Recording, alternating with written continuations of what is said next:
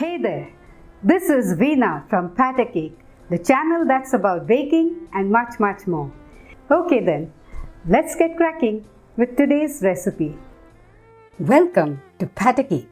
Today I'm making an old, traditional and much requested recipe, Goan Potato Chops. This savoury snack is invariably prepared for special occasions and parties. Now I'll be making chicken potato chops. But this hot favorite can also be made with beef or mutton or even prawns. In the course of this video, I'll also explain how a vegetarian version of potato chops could be made. And I have a whole lot of tips for you as well. So keep watching. But now, let's start making finger-licking good Goan chicken potato chops right here at Patty.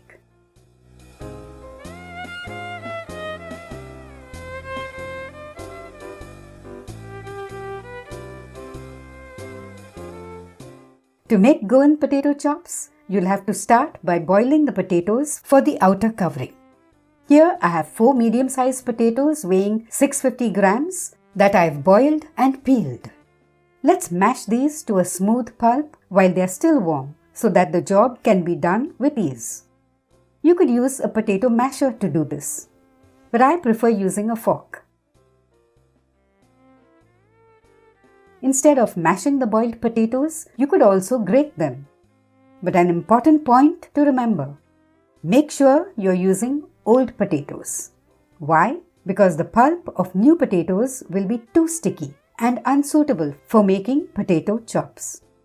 And if you're wondering how to distinguish between old and new potatoes have a slightly greenish tinge to them, and their skin is thin and can be rubbed off very easily. Okay, now let's add half a teaspoon of salt and half a teaspoon of white pepper powder to the mashed potatoes.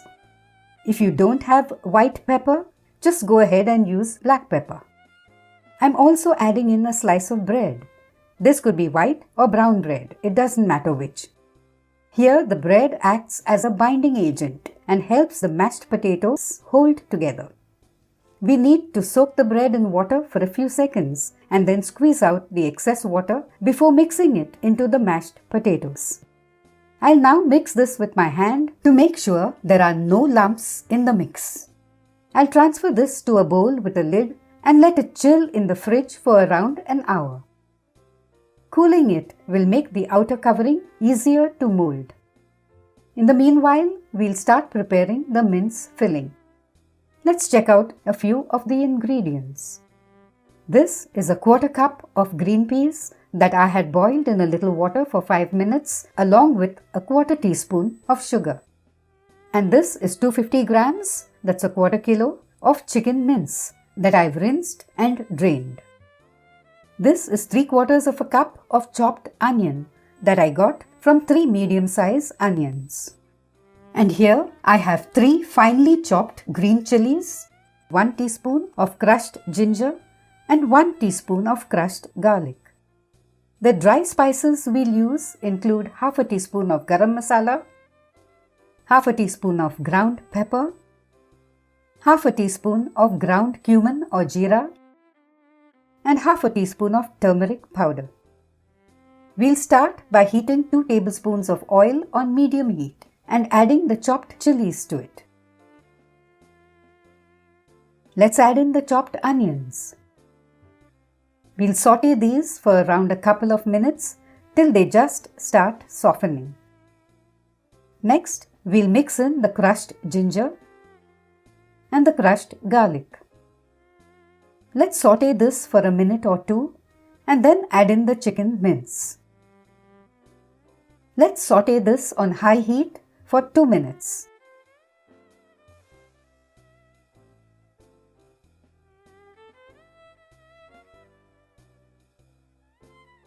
And then reduce the heat to low and mix in the dry spices.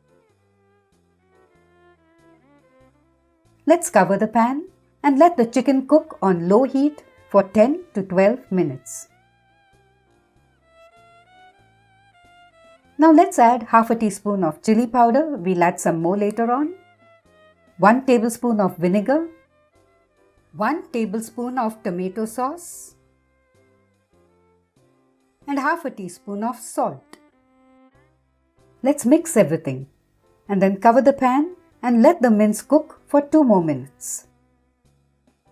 We'll now have to saute the mince till any remaining liquid evaporates. And then turn off the heat and taste the mince. The mince should be a little spicy but also have a tang to it. This filling needs around an additional half teaspoon of salt, half a tablespoon of vinegar, and half a teaspoon of chili powder. You could add more chili powder if you want a spicier filling. I'll turn the heat on again and mix everything. Now, no matter how great your potato chops look finally, they'll be tasty only if your mince is tasty. So take care to adjust the taste properly, okay? Finally, we'll add the green peas, 2 tablespoons of chopped mint, that's optional, and 2 tablespoons of chopped coriander. We'll saute the mince for another minute and then turn off the heat.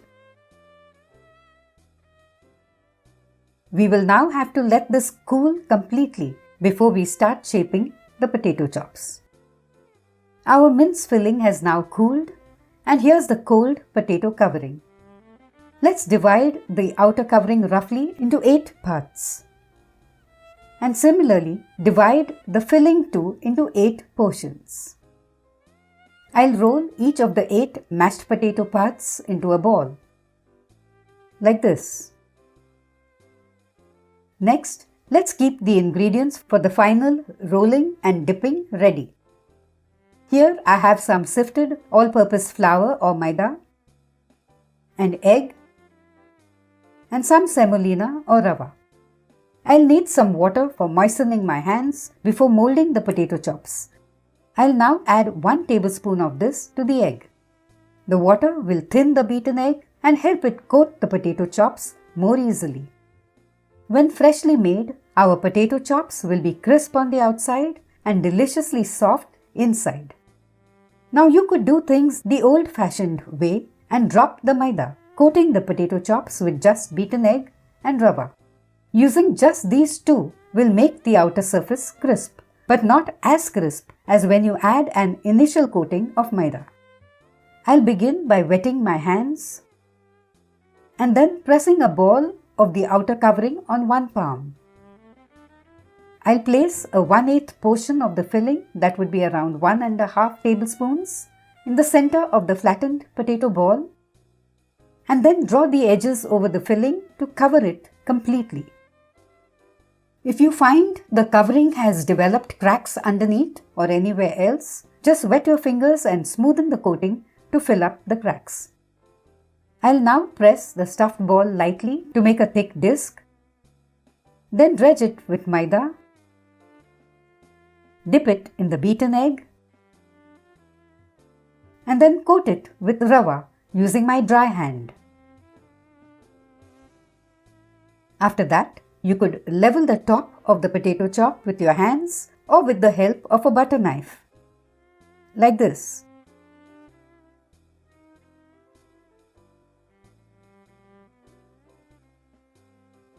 I'm done with shaping all the 8 potato chops. Now let's fry them. Here I have some oil heating up for shallow frying the potato chops.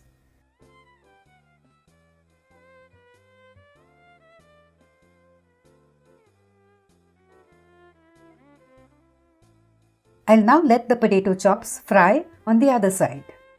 Remember, they have to be fried on medium or medium-low heat to prevent them from becoming too dark brown on the outside. This one is done, so I'll remove it onto a wire rack lined with a kitchen towel. This is the second lot that has finished frying on one side. Let's flip the potato chops one by one. Now for a vegetarian version of these potato chops, you could replace the minced meat with around 300 grams of crumbled paneer, the vinegar with lime juice, and the beaten egg with a medium thick slurry made with corn flour and water. The rest of the ingredients and the procedure will stay the same. All our potato chops have now been fried. You could also deep fry the potato chops if you want to, but to deep fry them, they should have a thicker potato covering, meaning you would need around 700 to 800 grams of potatoes for the same quantity of filling if you want to deep fry the potato chops. And here they are, our delicious Goan potato chops, ready to bite into and enjoy. Let's cut one to check the inside. Like I said, crisp on the outside and temptingly soft inside. Do try my recipe for chicken potato chops and let me know how yours turn out, okay?